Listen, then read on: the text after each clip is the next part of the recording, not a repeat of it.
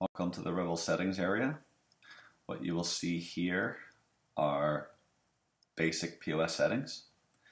Auto log out after X seconds. This allows you to log out of the system after X seconds. So if I check it off, I can put in how many seconds. Let's say 60 seconds of no touch. I want it to auto log out. You'll notice the question mark. If I put my mouse over it, it will show you what this means. So non-managers will automatically log out of the POS after X seconds of inactivity. We recommend setting this to at least 30 seconds. I wouldn't set it too low. I would set it to 30 or 60 seconds. So if someone walks away by accident, it actually locks the POS for you. I wouldn't put it too low, or else you could just be looking at a receipt and then the system will lock you out. For quick service, I would set this to really maybe 10 minutes. You don't want it locking up just because you have a slow, no one's in there for 10 minutes, or just not even turn it on. Okay, so prevailed tax rate. This is your tax rate that all your items will be taxed at. Of course, this could be overwritten with an item tax rate that's applied to an item, but by default, this is what every single item will get taxed. Okay. Delivery charge. This is the overall delivery charge. Whatever you fill this in, you'll get a delivery charge for that order, if it's selected to the delivery for that order. Enable one-touch menu. This is how we have two styles of menus. If you check off enable one-touch, it'll set you over to the other type of menu style. This is always recommended for full-service restaurants, recommended for retail and grocery. Always turned on because it allows you to have a full page of categories rather than just 4. And turn it off if you're quick service, usually. Dynamic headers, if you're in the one-touch menu, dynamic headers shows you where you're at, what category you're in, or the product area. Require clock in to access the iPad. Does exactly what it says. You can't clock in. You can't log into the iPad unless you've clocked in. Only order owner may close check. So what is this? If enable, only the order owner or a manager will be able to close the check. Different reasons that may be. You might want to put that on for if you're full service restaurant, but typically that would not be turned on at all. Okay, so that's your basic POS settings. Table service settings, auto gratuity, it's pretty simple. If you want auto gratuity turned on, go ahead. How many diners do you want before it turns on? So 6 diners come in and it automatically gets applied an 18% tip. If it's under 6, it will not be applied.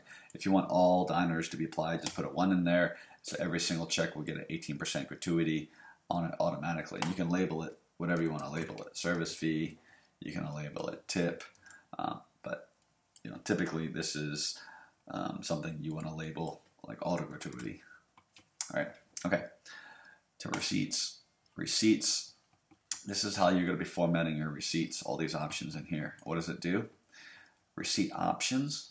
This tells you what you want to print on your receipt. So I want to print the customer name, the order number, the station number, the server name, guest count, modifiers, anything. Typically, you're going to print the customer name, the order number, order option also, because that's your dine-in, dine-out, your station number, your server name, who did the actual ordering. Those are the typical ones that I would set. Okay, now print cash receipts. Do you want to print a receipt every single time? No, yes, or prompt me for a decision on every single receipt. Same thing for credit cards. Do I want yes, no, prompt? Now credit cards have a signature, so you can sign the screen instead. Prompt allows you to sign the screen also, but it prompts you to say print or sign the screen. How many credit card slips do you want? 1 or 2. Credit card receipt options, it gives you 3 types of options. Subject line of the email receipt. So if you want to use email receipts, you can change the subject line from the default to whatever you want. Receipt top. So this is the paper receipt, the top of the receipt. What do you want it to display? Your name, usually your address. At the bottom of the receipt, you put a message. On an email receipt, you want to fill in the logos, upload your logo.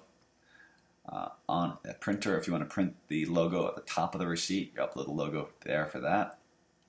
And you may have at the bottom of the receipt suggested tips area. If you're a restaurant, you can go ahead and fill it in. For retail, you won't see that. Okay, any questions so far? Let us know. Kitchen does the same thing. How do you want options to print in the kitchen? I want select the server name, the printer name. I want to put spaces at the top so they can stick it into the oven area, so it has enough space for white so they don't overwrite the writing. Option, customer name, call number, and now those are all the options that's going to print to the kitchen. I recommend pretty much all of those. Guest count you probably don't need, but everything else I would definitely highlight so that the kitchen knows what's going on. Email address, this is where you fill in all your email addresses for each type of an alert. Inventory stock alert, your low stock threshold, ingredient threshold.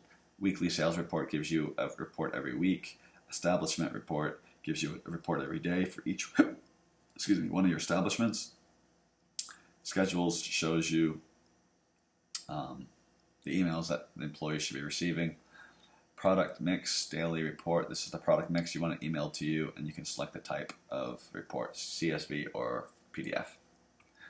Timetables. This is used, you can set a to time and a from time. This is used for different things as promotions. Going forward, if you need to do promotions, watch the promotions video. That pretty much goes over all the settings. We do not go over the advanced settings because you should not be able to have access to that. That's just for administrators.